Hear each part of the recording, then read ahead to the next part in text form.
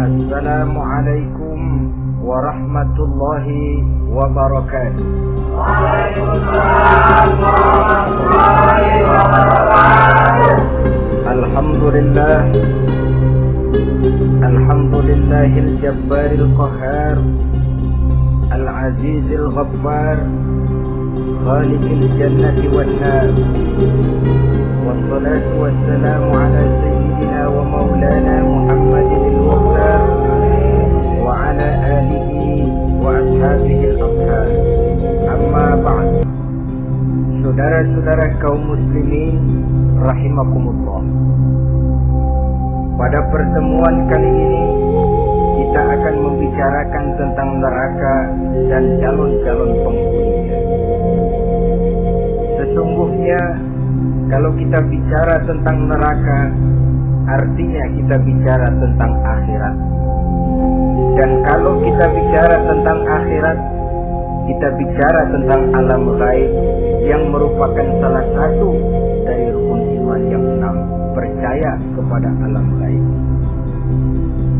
Kalau sudah bicara alam gaib, maka ini di luar batas kemampuan nilai-nilai ilmiah dan di luar batas kemampuan renungan filsafat. Ilmu pengetahuan akan buntu kalau sudah membicarakan alam gaib. Artinya kehidupan di akhirat itu tidak bisa diteliti secara ilmiah.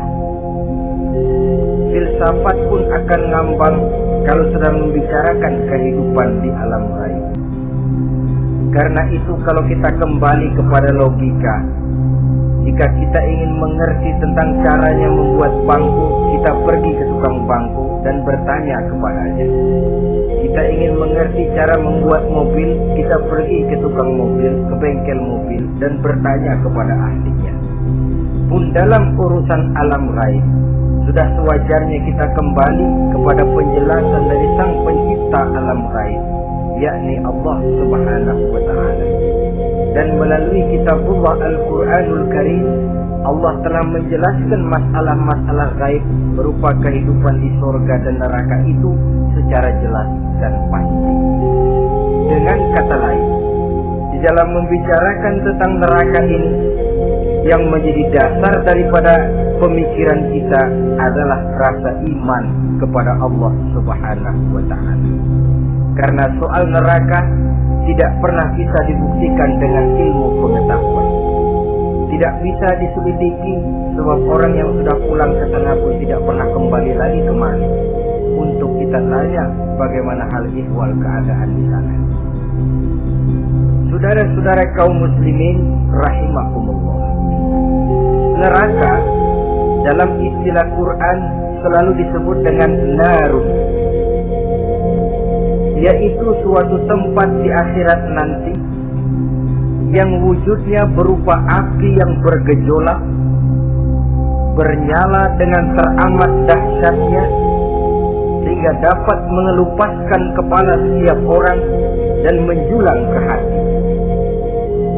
Diriwayatkan oleh Imam Bukhari dan Muslim bahwa Rasulullah sallallahu alaihi wasallam pernah bersabda, "Narukum hadhihi allati tuqiduna juz'un min 70 jazaan min harri jahannam." Qalu, "Wallahi in kanat lakafiyatun ya Rasulullah." Qala, "Fa innaha fadlat bi 69 jazaan." Apimu yang kamu pakai di dunia ini, kata Nabi, untuk memasak, untuk menyalakan lampu, api yang kau pakai di dunia ini cuma satu bagian kecil dari 70 kali bagian panasnya neraka jahanam. Sahabat waktu itu terperanjat lalu berkata, "Wallah, in kanat lakafiyatun ya Rasulullah." Ya Rasul, api di dunia ini saja sudah cukup untuk menghanguskan kami, untuk menghanguskan apa yang ada. Bersabda Rasulullah sallallahu alaihi wasallam, maka sesungguhnya api neraka itu dilebihkan panasnya dengan 69 kali daripada panasnya api di dunia ini. Jadi sepanas-panasnya api yang pernah kita rasakan di dunia ini, maka api di neraka nanti 69 kali lebih panas dari api yang kita rasakan paling panas di dunia. Hadis yang senada dengan penjelasan ini di samping Jawahirul Bukhari, kita bisa menemukannya dalam Mukhtasar Tazkiratul Qurtubi dan Mukhtasar Ibnu Abi Jamrah misalnya. Saudara-saudara kaum muslimin rahimakumullah. Sehingga boleh jadi seringan-ringan azab penduduk neraka di akhirat nanti, kata Nabi, seorang yang di telapak kakinya diletakkan kerikil neraka yang sangat kecil, lalu mendidih otaknya. Itu seringan-ringannya. Di tapak kakinya diletakkan kerikil neraka yang oleh karena panasnya lalu mendidih otaknya. Itu yang paling ringan. Gak apa-apa, cuma segitu aja.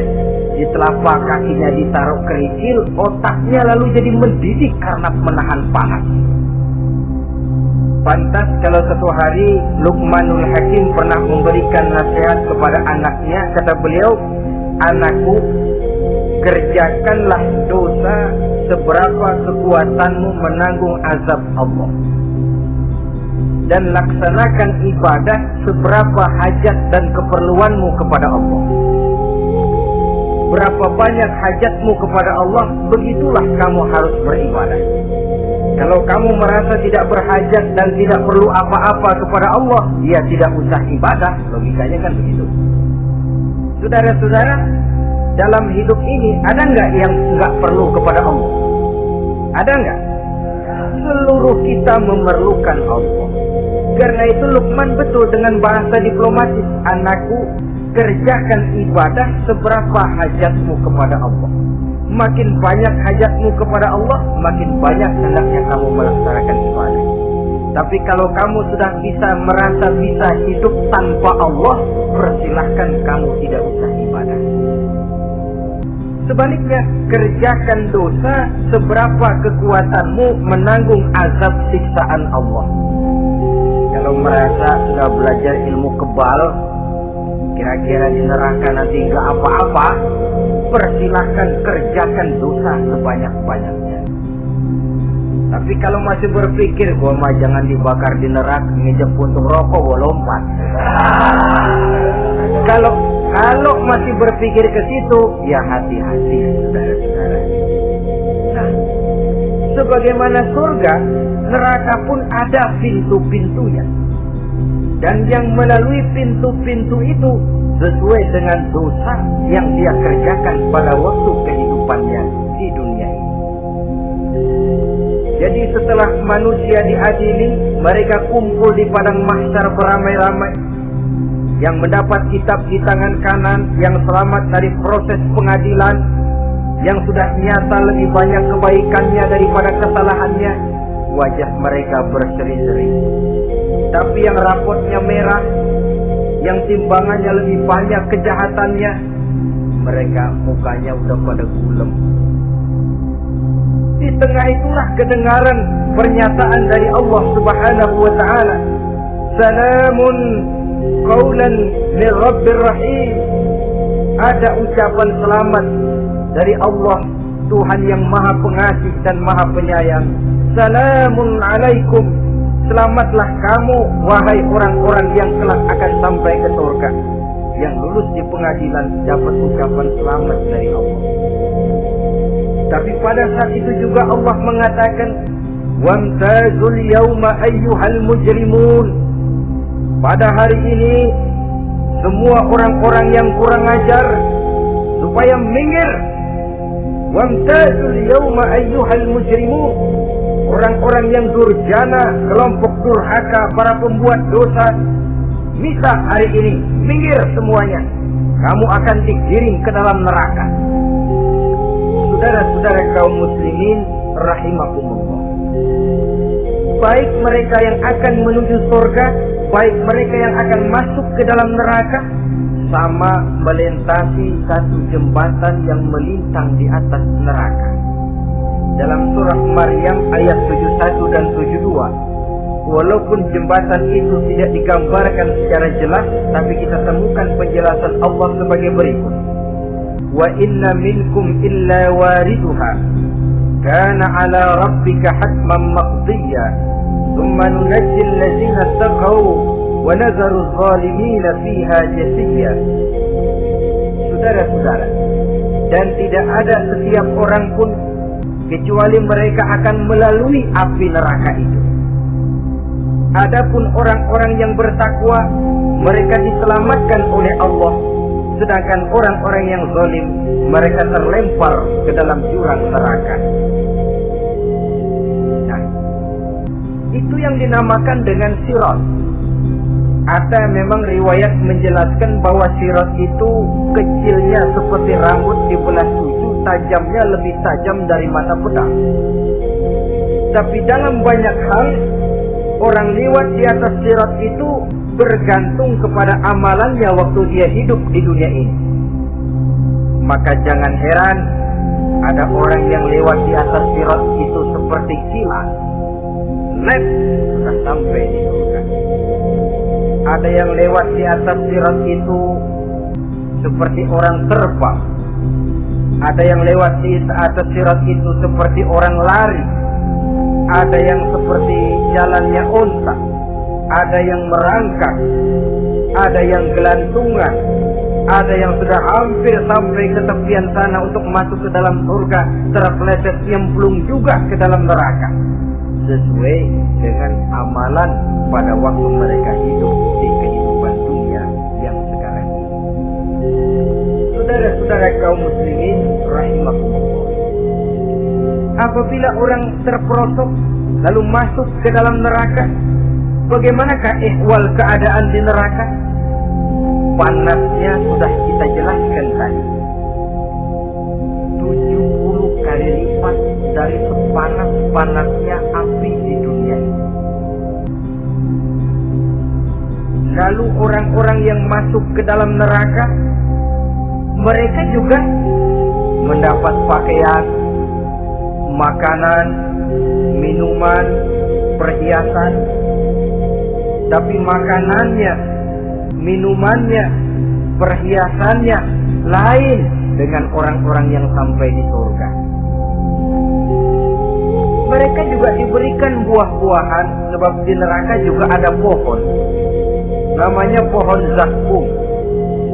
Buahnya duri dari api, dan itu yang akan jadi lalap makanannya orang-orang neraka. Dalam surah As-Saffat ayat 64-65 Allah Subhanahu wa taala menjelaskan, innaha sajaratun takhruju fi aslil jahim tal'uha ka'annahu ru'usus sayatin. Sesungguhnya pohon zakum itu adalah satu pohon yang akarnya keluar dari dasar neraka, yang buahnya seperti kepala setan. Ini sudah untuk bahasa yang sangat menyeramkan. Pohon itu tumbuh dari dasar neraka, buahnya mirip kepala setan. Itu akan dijadikan makanannya orang-orang yang ada di dalam neraka. Perhiasannya apa? Surah Al-Insan ayat 4, inna a'tadna lil kafirina sanasilan wa aghlalan wa sa'ira. Sesungguhnya kami sediakan bagi orang-orang kafir itu di dalam neraka segala macam rantai, cambuk-cambuk dan belenggu-belenggu neraka, terbuat dari api neraka, siap untuk merantai, membelenggu dan mencambuk mereka. Jadi dikasih perhiasan, lehernya dikalungin rantai, tangannya dipakein belenggu, ada cambuk-cambuk yang seluruhnya terbuat dari api neraka. Begitu mereka sampai ke pintu neraka yang namanya malaikat Zabaniyah, penjaga neraka, udah bukan main gemes ya, nyambutnya nggak ada ramahnya, lain sama malaikat Ridwan penjaga surga. Ramah, murah senyum, Begitu orang mau masuk surga, salamun alaikum tibtum fadkhuluha khalidin. Keselamatan atas kamu, sungguh kamu telah beruntung. Sekaranglah masuk kamu ke dalam surga dan kekalah tinggal selama-lamanya di sana. Ramah, murah senyum, selamat datang, selamat tiba di tempat yang penuh kenikmatan. Mari persilahkan. Ini malaikat ridwan. Malaikat Malik, malaikat Gabaniyah lain lagi. Dia nungguin pabrik. Habis menerima, matanya melotot. Ini dia manusia-manusia kurang ajar yang waktu di dunia sudah datang para rasul, sudah turun agama, sudah datang Al-Quran, tapi belagak pilon. Ini loh, nih rantai, belenggu, lalu dirangkai, masukkan ke dalam neraka. Na'udzubillah, summa na'udzubillah. Saudara-saudara, lalu terpikir oleh kita, kalau begitu panasnya api neraka, sekali lempar orang terus mati dong. Ya enak kalau boleh begitu. Begitu dilempar ke neraka terus mati, enak. Ternyata tidak. Kepedihan neraka adalah kepedihan yang kekal dan terus menerus. Tidak satu saat pun orang-orang di dalam neraka pernah merasakan kesenangan. Tidak sesaat pun. Kali semenit kayak ngaso, enggak, terus menerus berada dalam kepedihan yang tiada tara. Al-Quran menjelaskan, kullama nadijat juluduhum badalnahum juludan ghairaha. Apabila hancur kulitnya, kami ganti dengan kulit yang baru. Supaya apa? Liyazuqul azab, biar dia rasain azab. Oh, rasain terus. Hancur kepalanya, uletin lagi, hancur kulitnya, bikin lagi, berantakan isi perutnya, disempurnakan lagi, digiling lagi, terus menerus begitu. Tidak sedetik pun penduduk neraka itu pernah mengalami istirahat. Barangkali pakai jam istirahat lumayan, ini enggak ada. Ada bel keneng istirahat, azab dikabut. Tidak. Terus menerus dan selalu begitu. Satu detik saja pun mereka tidak pernah istirahat dari siksaan dan azab yang mereka terima. Saudara-saudara kaum muslimin rahimakumullah. Lalu bagaimana keadaan mereka? Ada orang-orang di dalam neraka itu yang dikenakan pakaian dari api neraka. Luar biasa. Dikasih pakaian dinas dari api. Kemudian kepalanya dituangi air yang sedang mendidih, yang dengan tuangan air itu dihancur luluhkan segala isi perutnya dan kulit-kulitnya. Setelah itu mereka dicambuk dengan cambuk-cambuk dari besi. Apabila mereka hendak keluar dari neraka, mereka dicampakkan kembali ke dalamnya dan dikatakan kepada mereka, rasakan siksaan yang membakar ini. Dalam surah Al-Hajj ayat 19 sampai 22 kita bisa simak firman Allah Subhanahu wa taala. Walladzina kafaru qutti'at lahum thiyabun min nar yusabbu min fawqi ru'usihimul jahim yusharu bihi ma fi butunihim wal julud wa lahum maqami'u min hadid kullama aradu an yakhruju minha min ghammin u'idu fiha wa zuqu 'adzabal hariq. Na'udzubillah summa na'udzubillah. Diberikan pakaian dari api, melolong, menyayat, dia memilukan, merintih dan meraung-raung. Lalu kepalanya diguyuri dengan air yang sangat mendidih. Hancur luluh isi perutnya, masih dicambuk lagi dengan cambuk-cambuk dari besi. Mereka merambat, mereka meraung, mereka hendak lari, mereka ingin keluar dari neraka. Tapi tiap kali mereka merambat ingin keluar, ditarik lagi. Lalu cari kita, ayo, mau kemana lo? Apa kata malaikat penjaga neraka? Suku azabal hari, rasa ini, makan pencarian lo waktu di dunia. saudara-saudara. Lalu ada pula siksaan penduduk neraka itu, di mana dahi, lambung dan punggung mereka dipanggang dengan api neraka. Allah karim. Kita di dunia ini tertusuk paku saja waktu berjalan sudah bukan main pedihnya. Tertusuk duri saja sudah bukan main pedihnya. Ini punggungnya, lambungnya macam disate dipanggang dari api neraka. Dalam At-Taubah ayat 35 kita temukan firman Allah, "Fi nari jahannam fatukwa biha ibahuhum wa junubuhum wa zuhuruhum." Na'udzubillah summa na'udzubillah. Kemudian ada pula penduduk neraka itu yang disiksa, lehernya diikat dengan rantai. Mereka spontan diseret-seret dengan sekeras-kerasnya dan dilemparkan ke dalam lautan air yang sedang mendidih. Kemudian mereka dibakar dalam api yang bergejolak dan menyala-nyala.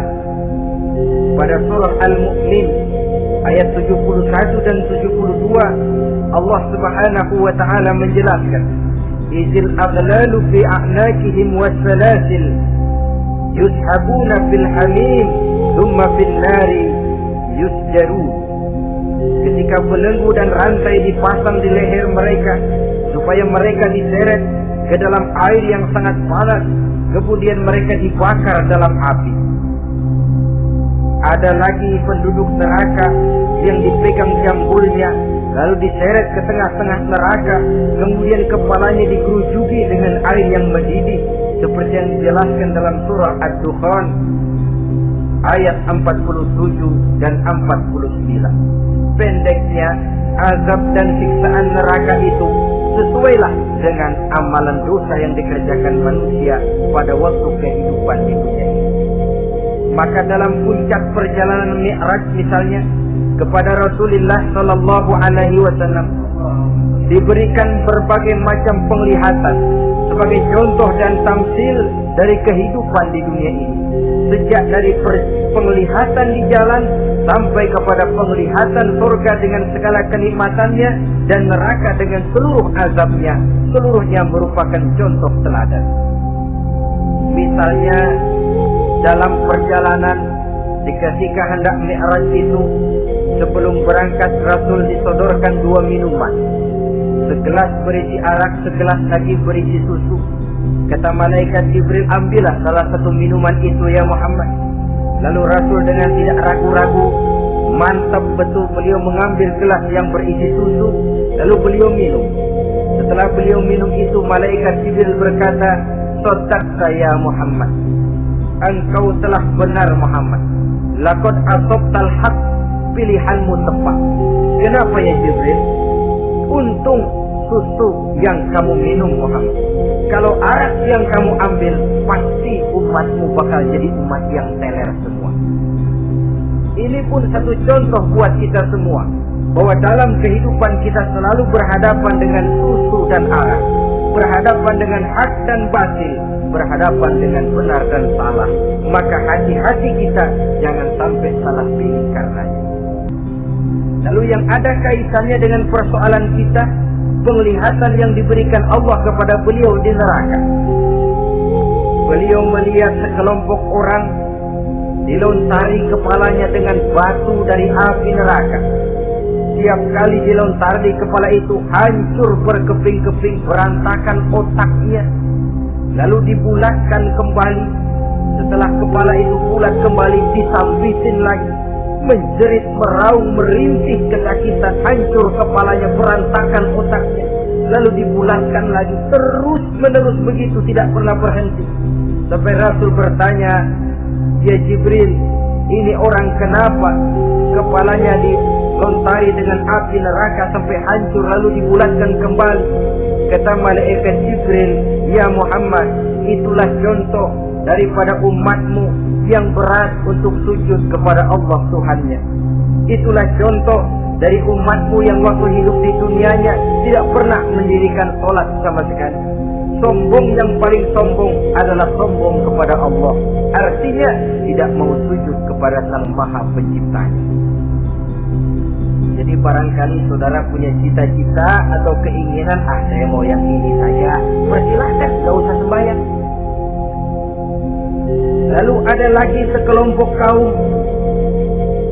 perutnya besar, sebesar rumah, dililit dengan kala dan ular dari api neraka, diseret-seret dia di jurang neraka, dipatoki ular, hancur perutnya, dibulatkan lagi perut itu, diseret kembali, hancur lagi, dibulatkan lagi, terus menerus seperti itu.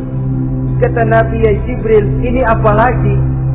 Kata malaikat Jibril, wahai Muhammad, inilah contoh daripada umatmu yang waktu di dunia suka makan riba alias renten dan suka makan harta anak yatim, suka ngobyekin anak yatim, sok jadi pengasuh anak yatimnya lapar, pengasuhnya yang pada kenyang.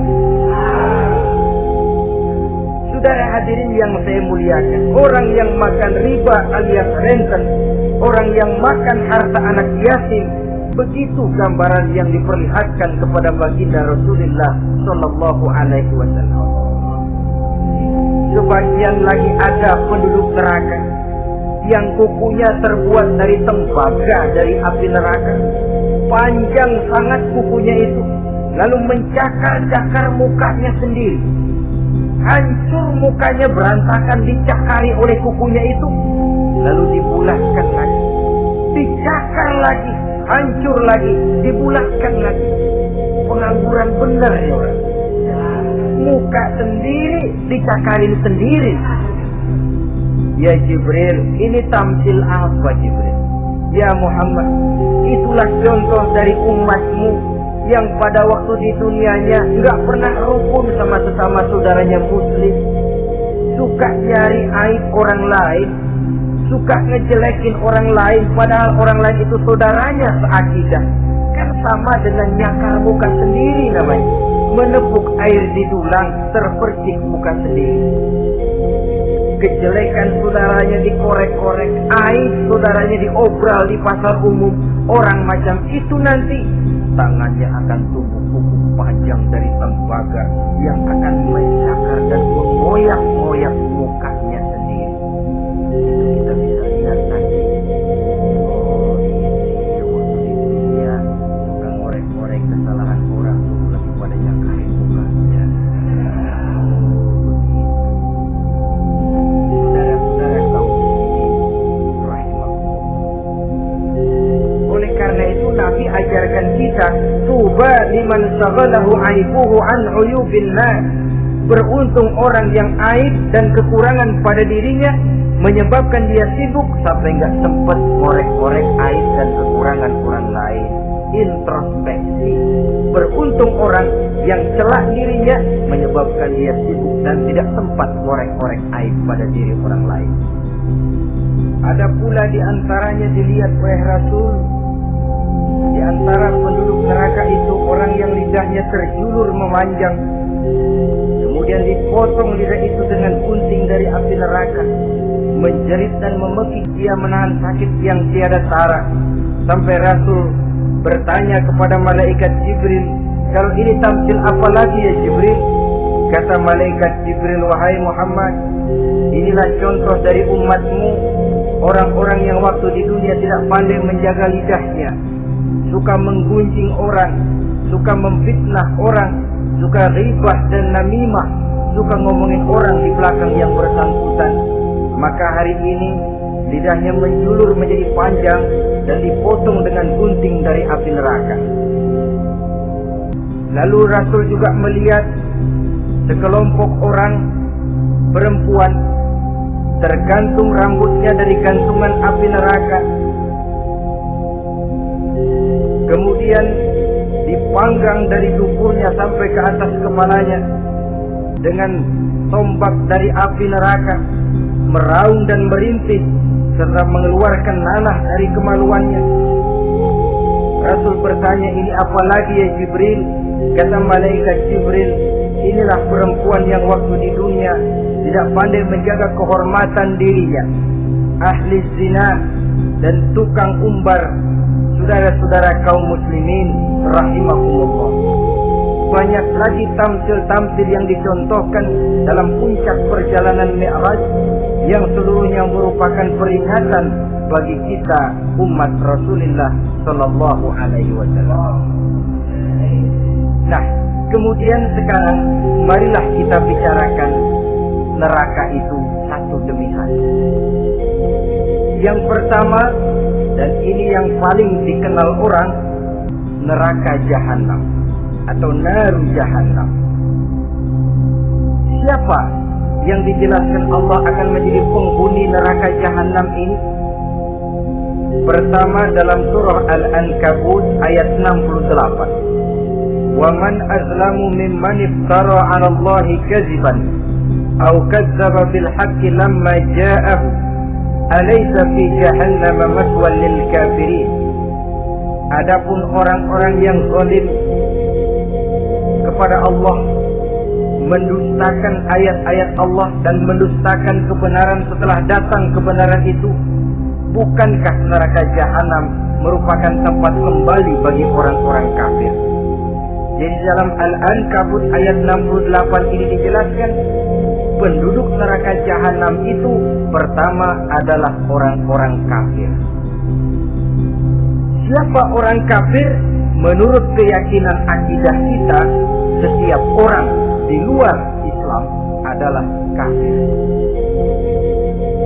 Kemudian yang kedua dalam surah Al-Hijr ayat 42 dan 43, penduduk neraka Jahannam itu, inna ibadi laisa laka alaihim sultanun illa man ittaba'aka minal ghawin wa inna jahannama lamaw'iduhum ajma'in.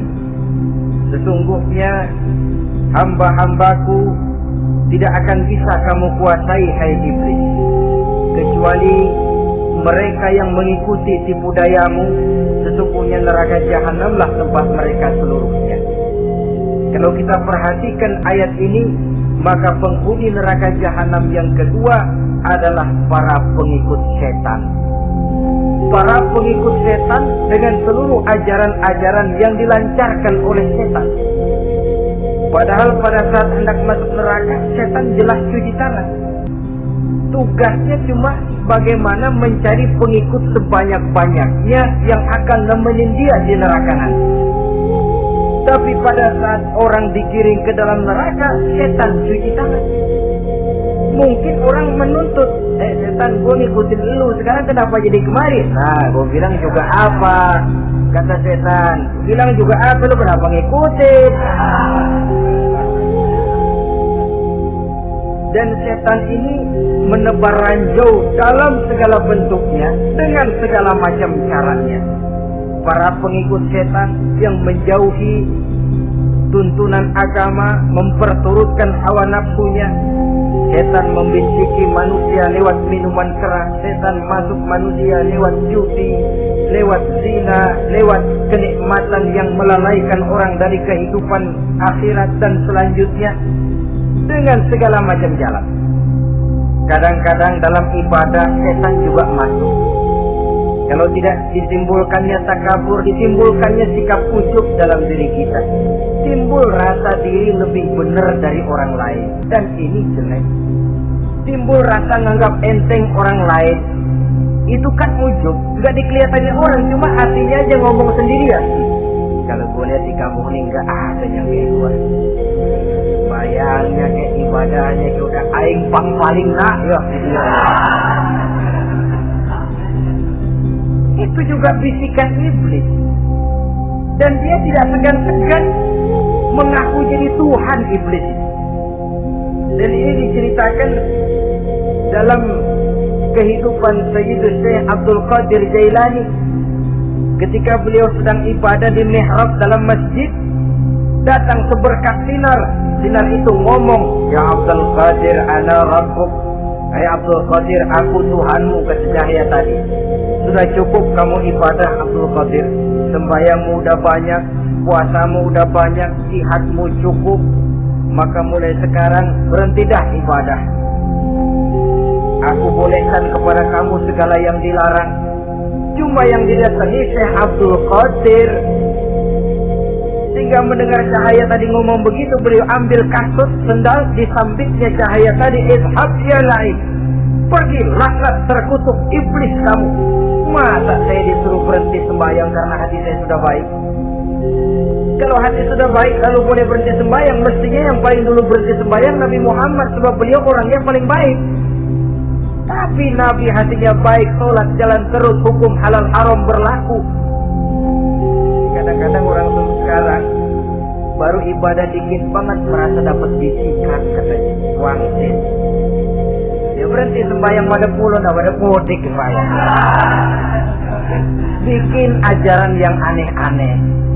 Nah kalau satu orang boleh dapat uang, saya juga boleh dong ngomong dapat uang. Saya juga boleh dong mendirikan aliran kepercayaan. Saya ngilang dulu dari kampung saya kira-kira 3 tahun. Saya nyepi di kaki Gunung Salak, pulang piara jenggot, pakai belangkon. Di depan nama saya pakai embel-embel mbah. Saya ngaku dapat wangsit di Gunung Ano, mewahyukan kepada saya ano.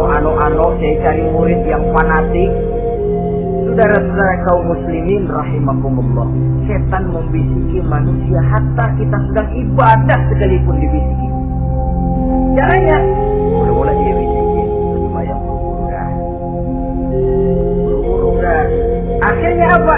Rukuk kita nggak sempurna, sujud kita nggak lengkap, tumakninah kita kurang, bacaan kita tajwidnya nggak kena.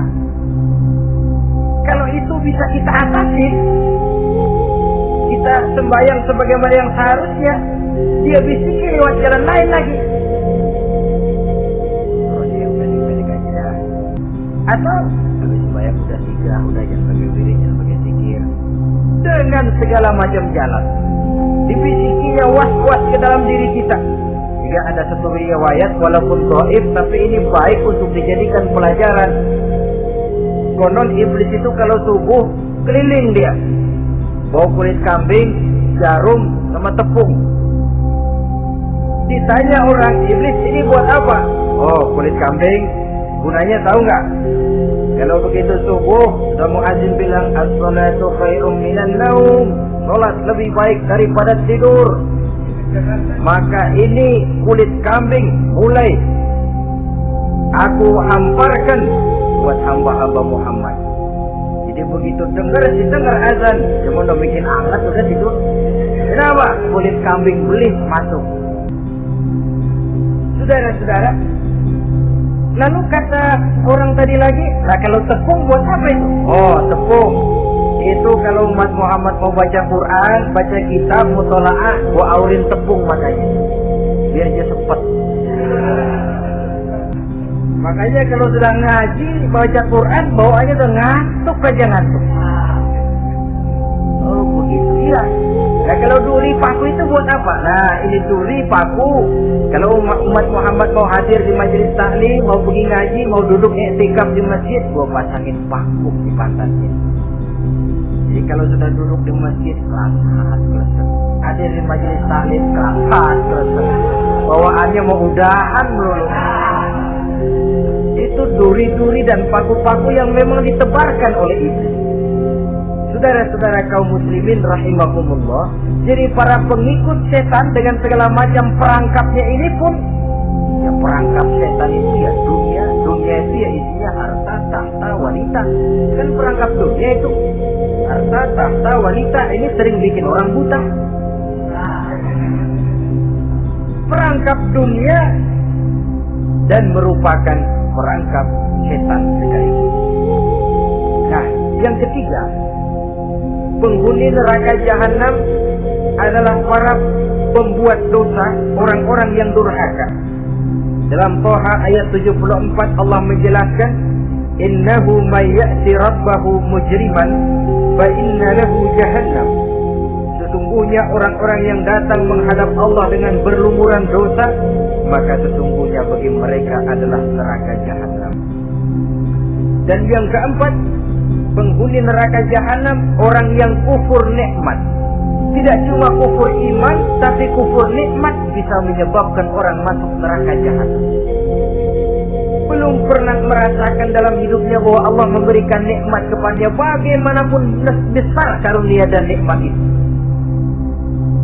Dalam surah Ibrahim ayat 28-29 Allah menjelaskan, alam tara ilal ladzina baddalu ni'matallahi kufran wa ahallu qaumahum darul bawar jahannama yaslaunaha wa bi'sal qarar. Tidaklah engkau perhatikan, tidaklah kau lihat orang-orang yang mengganti, menukar nikmat Tuhannya dengan kekufuran. Diberikan nikmat berupa Islam, digantinya dengan kekufuran. Dia tidak tahan kesengsaraan dunia lalu memilih kesengsaraan akhirat. Padahal kesengsaraan akhirat lebih abadi dari kesengsaraan dunia. Ada orang yang gak tahan miskin dunia, lalu menjatuhkan pilihan lebih memilih miskin akhirat. Ya Allah, keliru besar. Karena gak tahan hidup miskin di dunia, ada yang nawarin ngasih supermi 3 bungkus, iman helam. Ada yang ngasih beras, pindah agama. Ada yang bawain pakaian bekas, tukar akidah, pindah iman. Innalillah. Ditukar kemiskinan dunia dengan kemiskinan akhirat. Padahal kemiskinan dunia berapa tahun? Setahun umur manusia. Sepanjang-panjang umur orang sekarang kan. 100 tahun udah jarang umur orang sekarang. 70 aja udah cakep. Sebenarnya kalau 70 tuh ada jatah lebih tuh 7 tahun. Kalau ikut Nabi 63 tahun kan, Nabi wafat. Kalau kita sudah umur 70 tuh ada jatah ekstra 7 tahun. Oh ya, dimanfaatkan baik-baik mestinya. Tahulah kemiskinan dunia, bagaimanapun melaratnya dunia, bagaimanapun sengsaranya dunia, cuma sebatas umur kita. Tapi kalau nikmat Islam ini harus kita tukar dengan yang lain. Baddalu ni'matallahi kufran, menukar, mengganti nikmat yang diberikan Allah dengan kekufuran. Artinya kita menukar kemiskinan sementara dan kita memilih kesengsaraan dan kemiskinan abadi. Di akhirat kita miskin, di neraka kita miskin, miskin abadi. Di neraka kita sengsara, sengsara abadi. Saudara-saudara kaum muslimin rahimakumullah, itu neraka jahanam. Yang kedua dinamakan neraka jahim. Siapa mereka ini para penghuninya? Siapa mereka ini para penghuninya? Pertama dalam surah At-Takatsur, yaitu orang-orang yang bermegah-megah dengan dunia, menumpuk-numpuk harta, lalu lupa dengan kesibukan harta itu, lupa kepada kehidupan yang akhiratan. Anhaakumut takatsur hatta zurtumul maqabir kalla sawfa ta'lamun thumma kalla sawfa ta'lamun kalla law ta'lamuna ilmal yaqin la tarawunnal jahim. Kamu telah lalai akibat apa? At-takatsur. Ini penyakit pertama yang menyebabkan orang sampai ke neraka jahim. Penyakit takatsur. Dan itu penyakit zaman sekarang. Berlomba-lomba dengan kemegahan materi, berlomba-lomba dengan kemegahan dunia. Padahal kalau urusan itu kita berlomba, tidak akan pernah sampai sini. Percayalah itu, tidak akan pernah ini. Sebab kemegahan dunia siklus, lingkaran setan. Kita anggap kalau punya duit 1 juta tenang, punya 1 juta berubah pikiran, lain lagi. Kita anggap kalau punya mobil enak, sudah punya mobil, lain lagi problemnya. Kita anggap kalau rumah sudah gedung, enak hidup, punya rumah gedung, lain lagi problemnya. Makanya pesan Nabi kalau ingin hidup tenang, urusan dunia lihat ke bawah, urusan akhirat lihat ke atas.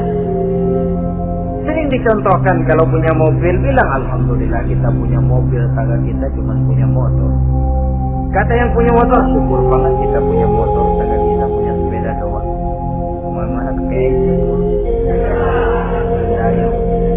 Kata yang punya sepeda, alhamdulillah kita punya sepeda, tetangga kita cuma jalan kaki, kemana-mana ngetuk mulu.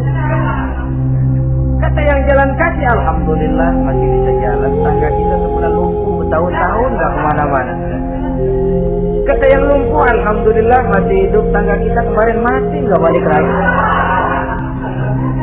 Itu dalam urusan dunia, sehingga sifat takatsur ini hilang. Tapi urusan akhirat lihat ke atas.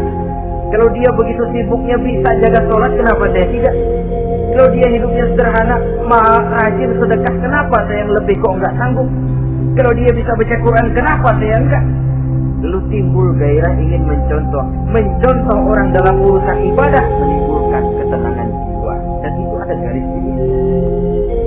Tapi kalau yang lumpuh lihat yang bisa jalan, lihat yang naik sepeda, yang sepeda naik punya lihat motor, sudah punya motor lihat mobil, lihat pesawat terbang, lihat kereta api. Kapanlah awaknya mau bersyukur? Yang ada kurang saja padahal nikmat itu tidak pernah berhenti. Bukan dilarang orang kaya, tetapi perlombaan memperkaya diri itu yang dilarang. Karena kalau sudah perlombaan namanya jor-joran sifatnya. Prinsipnya tujuan menghalalkan cara ini yang dijaga oleh agama.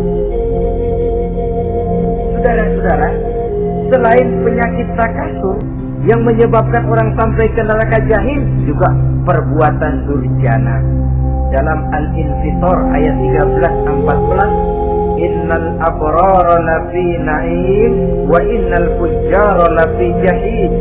Orang-orang yang berbakti, berbuat kebajikan, mereka akan mendapatkan neraka surga na'im. Tetapi orang-orang yang fujar, durjana, kurang ajar, durhaka, lafi jahim, mereka akan mendapatkan neraka jahim. Lalu siapa lagi penghuni jahim itu? Orang-orang yang menentang dan menantang ayat-ayat Allah. Wallazina sa'au fi ayatina mu'ajizin ulaika ashabul jahim. Dan orang-orang yang berusaha menantang ayat-ayat Allah sehingga melemahkan orang-orang yang mau mengikuti rasul-rasul Allah. Menantang ayat Allah dan membuat lemah orang yang mengikuti rasul, melemahkan semangat orang yang mau mengikuti khitbah dan perjalanan Rasul. Kamu bangun masjid, berat, jangan. Jangan aja kapok. Majelis taklim, baik, ngaji, berat, melemahkan ini. Sudah dia rusak, merusak lagi. Kalau rusak kan cuma sendirian. Ini tidak, sudah rusak, merusak. Mu'ajizin, melemahkan orang-orang yang mau mengikuti ayat-ayat Allah. Dan itu tidak jarang zaman sekarang ini. Orang yang melemahkan semangat kita dalam berjuang menegakkan kebenaran. Kita yakin Islam agama yang benar, kita yakin Islam agama yang sempurna. Ada saja orang yang melemahkan semangat kita, yang berteori bahwa ada ayat-ayat Quran yang tidak relevan lagi dengan situasi dan kondisi, yang berteori bahwa Nabi Muhammad cuma sebagai manusia biasa yang tidak terlepas kemungkinan dari salah. Pendeknya melemahkan nilai-nilai semangat kita untuk memperjuangkan Islam ini. Ini pun termasuk mu'ajizi. Mereka akan menemukan nanti di akhirat kapling di dalam neraka yang dinamakan neraka jahim. Na'udzubillah summa na'udzubillah. Yang ketiga, saudara-saudara, di antara nama neraka itu adalah neraka hawiyah. Siapa penghuni neraka hawiyah ini? Dalam surah Al-Qari'ah ayat 8-11 dijelaskan secara simpel, wa amma man khaffat mawazinuhu fa ummuhu hawiyah. Adapun orang-orang yang ringan timbangan kebaikannya, maka tempatnya adalah neraka hawiyah. Artinya orang ini lebih berat timbangan kejahatannya, sedikit kebaikannya sehingga jadi ringan di timbangan akhirat nanti. Sholat, puasa, zakat, tapi dosa yang dikerjakan masih lebih banyak ketimbang kebaikan yang dikerjakannya itu. Maka orang semacam ini apabila tidak mendapat syafaat, maka dia akan masuk ke dalam neraka yang namanya neraka hawiyah. Lalu yang keempat, neraka wail. Dalam surah Al-Ma'un ayat 1-7, garis besarnya yang mendapat neraka wail adalah para pendusta agama. Siapa sih pendusta agama itu? Ara'aita allazi yukadzibu bid-din. Tidakkah kamu lihat siapa orang-orang yang mendustakan agama? Mendustakan agama, beragama tapi bohong, sholatnya bohong, hajinya bohong, puasanya bohong, mendustakan agama. Siapa mereka? Fadzalikal ladzi yad'ul yatim. Pertama, orang yang suka menghardik anak yatim. Anak yatim yang lemah, anak yatim yang tidak berdaya, yang hidup dipayungi kemiskinan dan kekurangan, bukan ditolongnya, malah dihardiknya. Jangan lupa, saudara yang sudah 2-3 kali pergi ke Makkah, saudara yang khusyuk dalam sujudnya, saudara yang mantap dalam puasanya, mungkin saja bisa terhalang masuk ke dalam surga. Karena di samping rumah saudara ada anak yatim merintih menahan lapar dan haus. Saudara tahu, saudara mampu, tapi saudara diam saja, tidak mau mengulurkan tangan. Mungkin itu yang akan mengganjal saudara untuk masuk ke dalam surga. Wala yahuddu ala ta'amil miskin. Mereka membiarkan fakir miskin, tidak memberikan makan. Kemudian fawailul lil musallin. Mereka juga melalaikan salat. Allazina hum an salatihim sahun. Allazina hum yura'un. Mereka juga riya di dalam amalnya. Saudara hadirin kaum muslimin rahimakumullah, melakukan melalaikan salat kemudian riya dengan amalnya, termasuk amalan salatnya. Kalau jadi imam, bahasanya dibuat sepasih-pasihnya, surahnya yang panjang-panjang, paling pendek sabihit sama wadduha. Tapi kalau sholat sendirian cukup qul huwallahu ahad sama inna a'tainakal kautsar. Hilang lagi nilai keikhlasannya. Dan terakhir, mereka enggan untuk membayar zakat. Yang memenuhi ciri-ciri inilah yang dikatakan sebagai pendusta agama. Menghardik yatim, membiarkan fakir miskin, melalaikan sholat, riya, dan enggan membayar zakat. Mereka divonis mendapat neraka wail seperti dalam surah Al-Ma'un ayat 1 sampai dengan 7. Saudara-saudara kaum muslimin rahimakumullah. Yang kelima, neraka sa'ir. Neraka sa'ir ini pertama buat mereka yang memakan harta yatim. Kalau tadi tidak mau membantu, ini malah membantu tapi tujuannya malah ngobyekin anak yatim. Mereka yang memakan harta yatim dalam An-Nisa ayat 10. Innal ladzina ya'kuluna amwalal yatama zulman innama ya'kuluna fi butunihim nara wa sayaslawna sa'ira. Sesungguhnya orang-orang yang memakan harta anak-anak yatim dengan zalim, mereka sebenarnya telah memakan neraka, memasukkan api neraka ke dalam perutnya. Mereka akan dilontarkan ke neraka sa'ir. Selain itu, orang-orang yang mengingkari apa yang diturunkan oleh Allah Subhanahu wa ta'ala, mengingkari kebenaran Quran, mengingkari Rasul, pendeknya mengingkari Islam, dijelaskan dalam surah Luqman ayat 21. Yang keenam, saudara-saudara, yang dinamakan dengan neraka lagha namanya. Pertama, untuk pembangkang dan orang yang menjauhi agama. Yang kedua, orang yang berpaling dari kebenaran. Dan yang ketiga, orang yang suka menumpuk-numpuk harta dan menyimpannya, tidak mau membayar zakat, infak, apalagi sedekah. Ini kita temukan penjelasannya dalam surah Al-Ma'arij ayat 15 dan 17. Yang ketujuh dinamakan neraka Sakor. Siapa penghuni neraka Sakor ini? Pertama, orang yang tidak pernah sholat. Yang kedua, tidak pernah memberi makan orang-orang miskin. Yang ketiga, ahli membicarakan yang batil. Strategis betul dia, ulung kalau sudah mengatur kebatilan. Kemudian yang keempat, orang yang mendustakan hari akhir. Dalam surah Al-Muddathir ayat 42 sampai 47, kepada penduduk neraka Saqar ditanya, "Ma salakakum fis Saqar?" Apa yang menyebabkan kamu masuk ke dalam neraka Saqar? Qalu lam naku minal musallin wa la naku nut'imal masakin wa kunna nakhudu ma'al khaidin wa kunna nukadzibu yaumaddin. Mereka menjawab, kami di dunia tidak pernah sholat, tidak pernah memberi makan fakir dan miskin. Kami selalu berkumpul dengan orang-orang yang batil dan membicarakan kebatilan, dan kami mendustakan adanya hari akhir. Yang kedelapan yang terakhir adalah neraka Hutamah.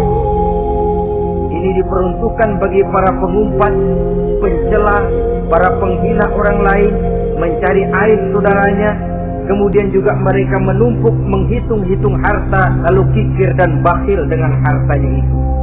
Dalam surah Al-Hujurat ayat 11-12, kemudian surah Al-Humazah ayat 1 sampai dengan 7, kita temukan penjelasan itu. Pada akhirnya saudara-saudara, kalau penduduk surga mereka kekal di dalamnya, maka penduduk neraka ini ada dua macam. Ada penduduk musiman, ada penduduk permanen. Kalau yang namanya penduduk permanen itu sudah punya paspor KTP. Memang penduduk permanen itu mereka yang kekal selama-lamanya di dalam neraka. Mereka lah orang-orang musyrik dan orang-orang kafir, termasuk orang-orang munafik. Bahkan lebih dahsyat lagi yang namanya munafik. Kata Allah, innal munafiqin fid darkil asfal minan nar. Orang munafik itu berada di dasar jurang neraka yang paling bawah, kerasnya neraka. Saudara-saudara, adapun penduduk yang semi permanen, ia masuk neraka buat sementara saja, sekedar dengan dosa-dosa yang dikerjakannya. Mereka adalah orang-orang mukmin yang asli, orang-orang Islam yang waktu di dunianya berbuat dosa. Mereka masuk ke dalam neraka, menerima azab sesuai dengan dosa yang dikerjakannya. Setelah itu mereka akan diangkat dari surga untuk ditempatkan di dalam. Mereka akan diangkat dari neraka untuk ditempatkan di dalam surganya Allah Subhanahu wa Ta'ala. Seperti banyak dijelaskan dalam hadis-hadis sahih yang diriwayatkan oleh Imam Bukhari dan Muslim. Nah, inilah sekelumit tentang neraka dan calon-calon penghuninya. Mudah-mudahan Allah jauhkan kita, Allah jauhkan anak cucu kita, Allah jauhkan seluruh keluarga kita dari neraka dan dari azab neraka. Terima kasih dan mohon maaf. Wassalamualaikum warahmatullahi wabarakatuh.